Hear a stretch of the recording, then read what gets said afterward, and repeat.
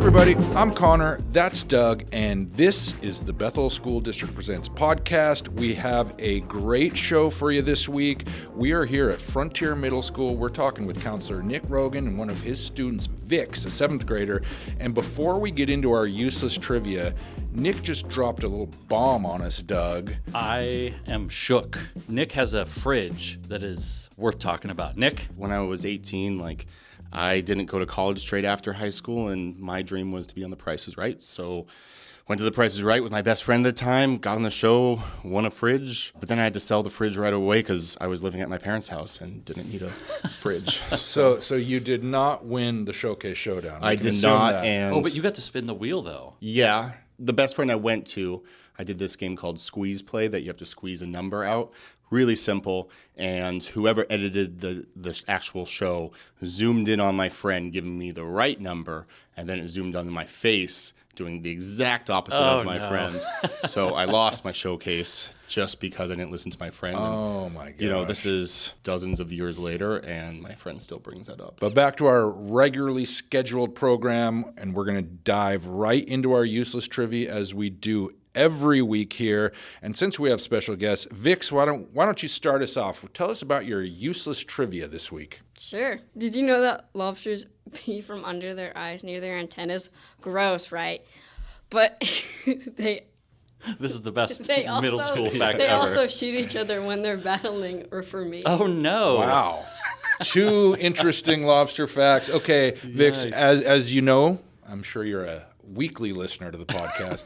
You know we always like to cite our sources, so where did you hear this from? Google. Okay, so we got Google. And Doug, being the studious person he is, was already on my phone. I've got the New England Aquarium in agreement, so fantastic there fact. You go. I love that. Thanks for sharing that. All right, around the horn, Doug, you're next. Well, I'll take it. I thought Nick was going next, but mine is also pretty fun. Mine is about a former president, the 16th president of the United States, of course, was Abraham Lincoln. Did you all know that he is in the National Wrestling Hall of Fame?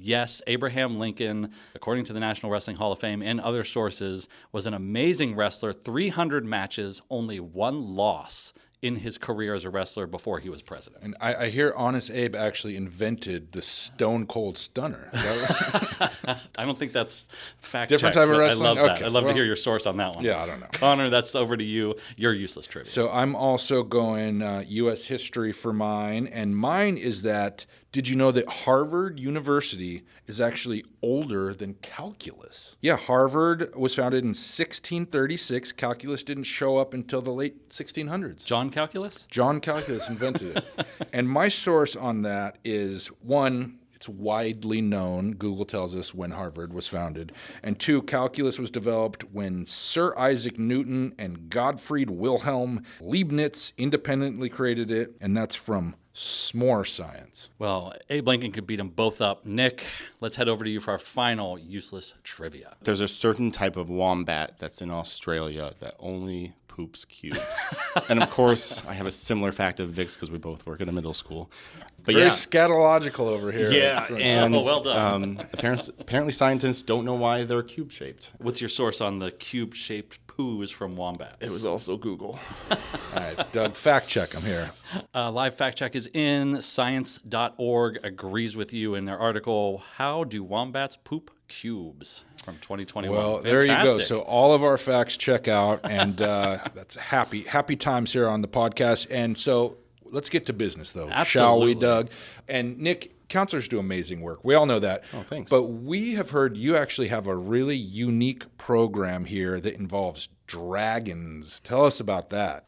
So I started a Dungeons and Dragons club, and which is odd because before this I never really played Dungeons and Dragons. I had no idea I played board games before and thought it was cool and loved things like Lord of the Rings. I love like fantasy and sci-fi and thought it was going to be a cool thing, but I also wanted it to be purposeful. And also just Dungeons and Dragons, if you don't know, is a game where you go out with a party. Again, think of Lord of the Rings. And you go out with a party, you have different roles like a mage or a fighter or a cleric, and you go and save the world, essentially, or you go on an adventure. And it's a really cool game because you make the story up as you go.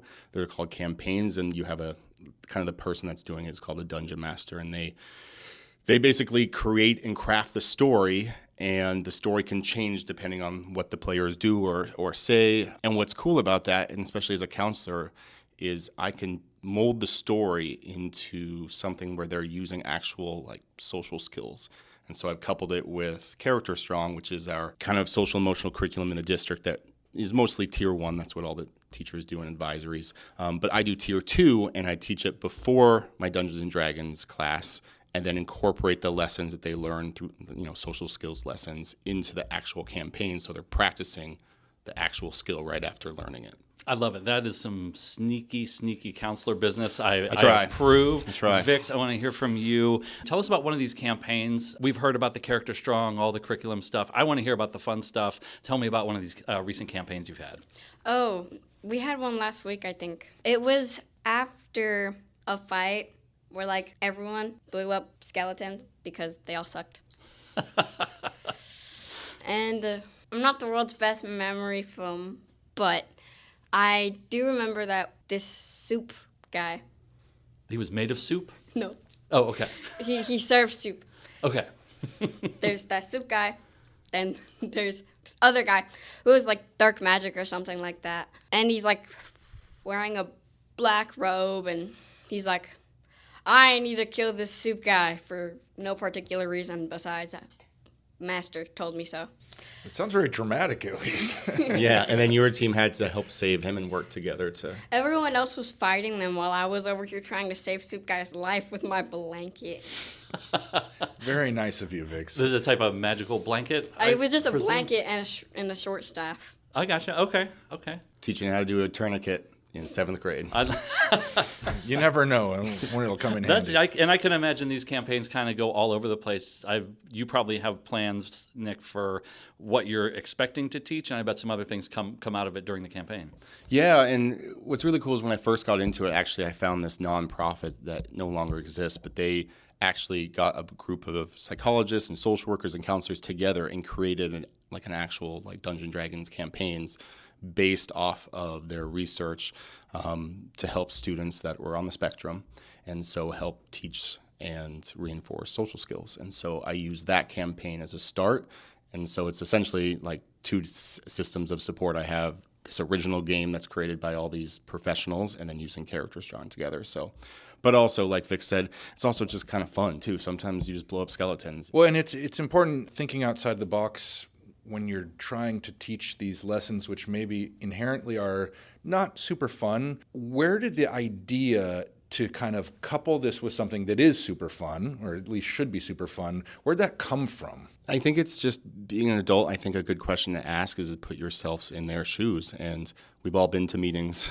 that you just kind of just sit there and kind of groan through and you suffer through, and they teach you skills, but then you're expected to just know the skills and apply the skills. And applying skills is tough and scary. And I just thought it'd be cool to be able to practice it in a safe way, and also kind of make it so the kids don't even really know that they're doing it. I remember reading this book. I used to work at Borders long before this job, and there was this book. I can't remember what it was called, but it was like the Sneaky Chef, and it was all about putting in vegetables and all like the good stuff into like quote unquote junk food, so the kids ate it. So they were eating healthy, but they didn't know it.